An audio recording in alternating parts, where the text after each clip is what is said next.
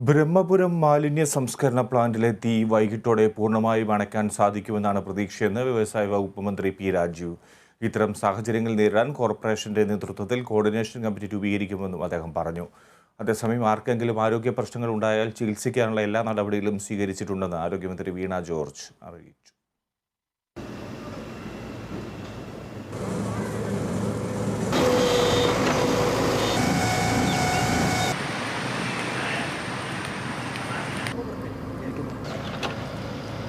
ബ്രഹ്മപുരം മാലിന്യ സംസ്കരണ പ്ലാന്റിലെ തീപിടുത്തത്തിന്റെ പശ്ചാത്തലത്തിൽ എറണാകുളം കളക്ടറേറ്റിലാണ് മന്ത്രിമാരായ പി രാജീവ്, വീണ ജോർജ് എന്നിവരുടെ നേതൃത്വത്തിൽ ഉന്നതതല യോഗം ചേർന്നത്.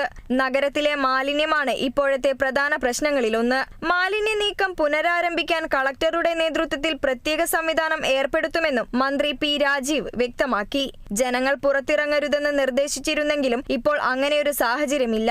ആസ്മ രോഗബാധിതർ മാത്രം പുറത്തിറങ്ങാതിരിക്കാൻ ശ്രദ്ധിച്ചാൽ മതിയാകും. മലിനീകരണം കുറഞ്ഞതായും മന്ത്രി പി രാജീവ് പറഞ്ഞു. താൽക്കാലികമായി മാലിന്യം അത് സംഭരിക്കുന്നതിനുള്ളൊരു സൗകര്യം കോർപ്പറേഷന്റെ പ്രപ്പോസലിനെ അടിസ്ഥാനപ്പെടുത്തി ജില്ലാ കളക്ടർ മുൻകൈയെടുത്ത് കണ്ടെത്തണം എന്നാണ് തീരുമാനിച്ചിട്ടുള്ളത്. PPM അവർ പറയുന്നത് പൊല്യൂഷൻ കൺട്രോൾ ബോർഡ് പറയുന്നത് നന്നായി കുറഞ്ഞിട്ടുണ്ട്. അതുപോലെ BPCLന്റെ അവിടെ അവരുടെ മോണിറ്ററിംഗ് സംവിധാനമുണ്ട്, അപ്പോൾ നന്നായി കുറഞ്ഞിട്ടുണ്ട് എന്ന് തന്നെയാണ് അവർ പറഞ്ഞിട്ടുള്ളത്.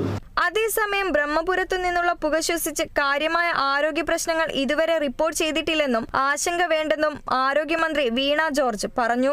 പുക ശ്വസിച്ച് ആർക്കെങ്കിലും അസുഖങ്ങൾ ഉണ്ടായാൽ ചികിത്സയ്ക്കായി ആവശ്യമായ എല്ലാ സൗകര്യങ്ങളും ഏർപ്പെടുത്തിയിട്ടുണ്ട്.